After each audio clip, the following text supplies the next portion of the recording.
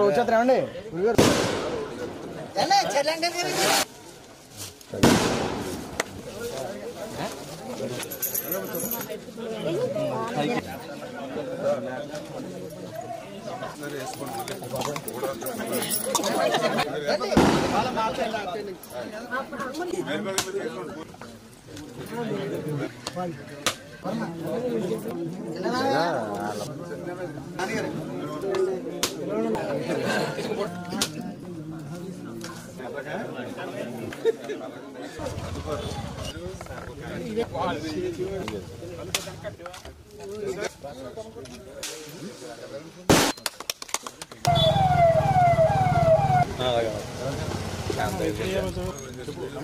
పదం నువ్వు తీసుకుని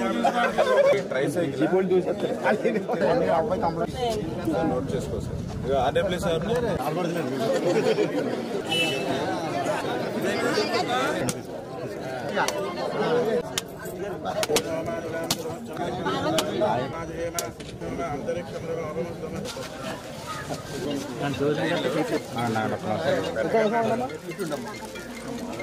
పట్టుకోండి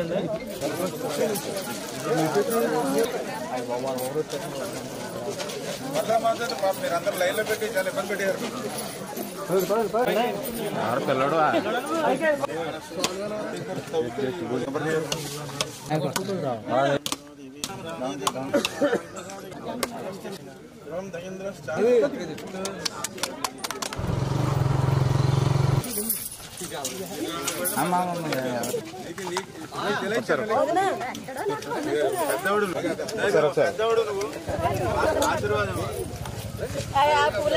అండి ఎలగండి ఎలగండి ఎలగండి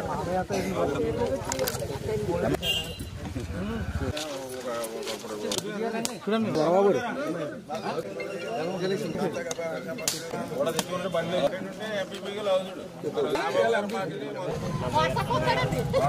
ఈయన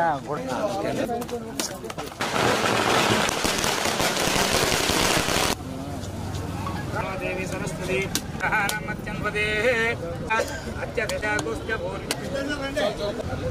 రామనాయుడు గారి నాయకత్వం రామనాయుడు గారి నాయకత్వం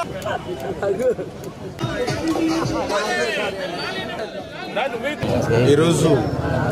తెలుగుదేశం జనసేన బీజేపీ ప్రజా ప్రభుత్వం పెద్ద ఎత్తున అభివృద్ధి సంక్షేమ కార్యక్రమాలు చేస్తూ అందులో భాగంగానే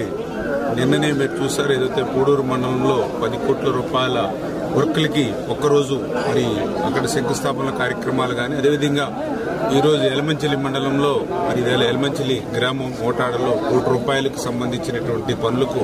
ఈవేళ శంకుస్థాపనలు కానీ ఇట్లా ఈ యొక్క 5-6 నెలల కాలంలోనే మన పాలకొల్లు నియోజకవర్గంలో దగ్గర 67 గ్రామాలుంటే దగ్గర ఆర్డబ్ల్యూఎస్ కానివ్వండి పంచాయతీరాజ్ కానివ్వండి ఆర్ఎండ్బి కానివ్వండి దగ్గర 100 కోట్ల రూపాయల పనులు ఈరోజు ఈ 5-6 నెలల్లోనే శంకుస్థాపనలు చేసి త్వరితగతంగా పూర్తి చేయాలనేటువంటి ఆలోచనతో పనిచేస్తున్నామని అంటే ఈ నియోజకవర్గ అభివృద్ధికి ఎంత ప్రాధాన్యత ఇచ్చి పనిచేస్తున్నామో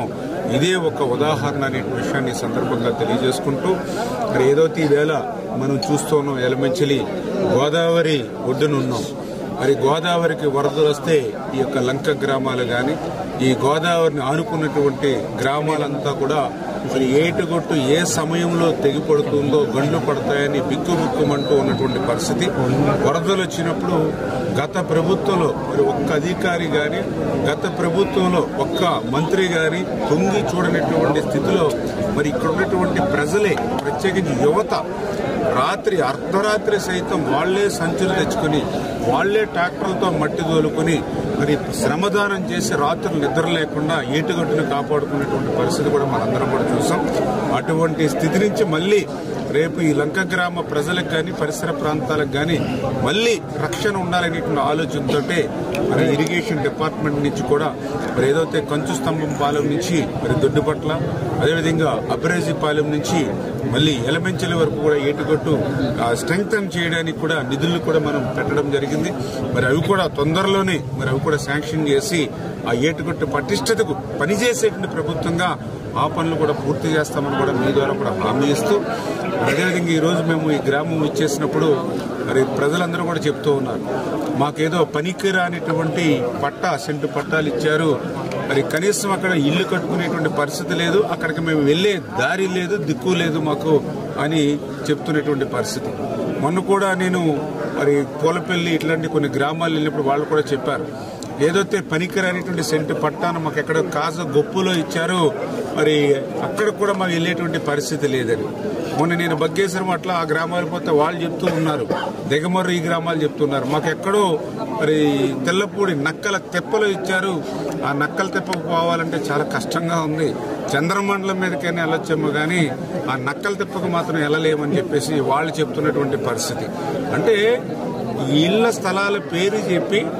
మరి పేదలకు జరిగింది గోరంతా, వైసీపీ నాయకులకు జరిగింది కొండంత. అంటే వాళ్ళ జేబులు నింపుకోవడానికి ఇష్టానుసారంగా ముంపు ప్రాంతాలని, పల్లపు ప్రాంతాలని, శ్మశానాలను ఆనుకుని ఎవ్వరూ కొనుగోలు చేయనటువంటివన్నీ కూడా వీళ్ళు మరి కమిషన్ కోసం, జేబుల కోసం కొనుక్కుని అవి పేదలకు పనిచేస్తారు. ఈవేళ పేదలకి అక్కడికి వెళ్ళడానికి లేదు, ఆ భూమి నిరుపయోగంగా ఉపయోగించుకోవడానికి వీలు లేకుండా ఉన్నటువంటి పరిస్థితి. మళ్ళీ ఆ పేదవాడికి పోని మనం ఎక్కడైనా పట్టా ఇద్దామని అంటే ఆల్రెడీ వాళ్ళకి పట్టా ఇచ్చేసినట్టుగా రికార్డులో చూపించి, అంటే ఏ రకంగా చూసినా కూడా ఆ పేదవాడు నష్టపోయినటువంటి పరిస్థితి. అంటే జగన్మోహన్ రెడ్డి గారికి ఏమో తాడేపల్లిలో ఒక ప్యాలెస్, బెంగళూరులో ఒక పాలరాతి ప్యాలెస్, మరి అక్కడ హైదరాబాద్ లో ఒక లోటస్ పండు, ఇడిపల్లిపాయలో ఒక ప్యాలెస్, ఇది కాకుండా విశాఖపట్నంలో మరి ఏదైతే ఋషికొండని బోడిగుండు చేసి అక్కడ ఒక ప్యాలెస్. అంటే ఆయనకు మాత్రం ప్యాలెస్లు ఉండాలి, ఆయనకు మాత్రం విలాసమైన భవనాలు ఉండాలి, పేదవాడికి మాత్రం పనికిరానిటువంటి సెంటు ముంపు పట్ట ఇచ్చి ఇదే నీ కర్మ అనేటువంటి విధంగా మరి గత పాలనలో మనందరం కూడా చూసినటువంటి పరిస్థితి, దుస్థితి. అందుకే మళ్ళీ ఈరోజు తెలుగుదేశం, జనసేన, ఎన్డీఏ ప్రభుత్వం మరి ఎక్కడ మనం ఇళ్ల స్థలాలు ఇచ్చినా కూడా మరి సౌకర్యవంతంగా ఉండాలి, కనీసం 2 సెంట్లకి మరి తగ్గకుండా మరి వాళ్ళకి ఇచ్చేటువంటి విధంగా ఉండాలి అనేటువంటి ఆలోచనతోటే మా ప్రభుత్వం పనిచేస్తుంది అనే విషయాన్ని కూడా మీ ద్వారా కూడా అందరికి కూడా తెలియజేసుకుంటాం.